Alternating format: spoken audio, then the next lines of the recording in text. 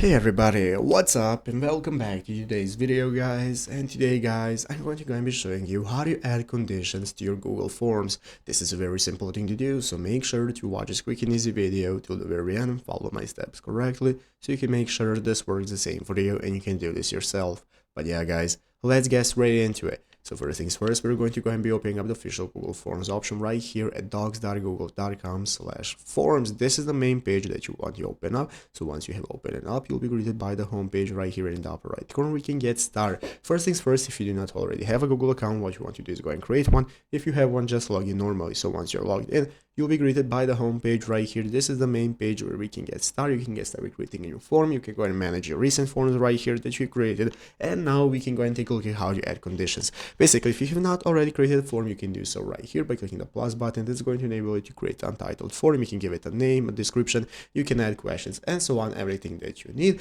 If you have already a form, as you can see, I have created my form right here. So I have a tutorial form for a video with my questions, answers, and so on. So basically, what do we have to do if we want to add conditions to your form? There is not much options that we have because Google Forms has not made it available to add any kind of conditions. So as you can see guys, this is now go ahead and in the settings tab right here at the top of the screen. These are all the options that we can manage. As you can see, we had the form defaults. So as you can see, you can collect email addresses and some other options, but there is no option for conditions. So what you have to do for your conditions is right here at the description option. You want to put what the conditions of the form are so that people can keep them in mind when completing your questions. In the questions options, you can manage your conditions, something, let's say multiple choice grid and so on, if you want them to be required. So if you want to make it a required question to turn it into a condition, you can also make it available right here. But basically you have to get creative because Google has not implemented this option directly. So I hope this video was helpful. If it was, make sure to leave a like, subscribe to the channel. So guys, thanks for watching, take care and bye.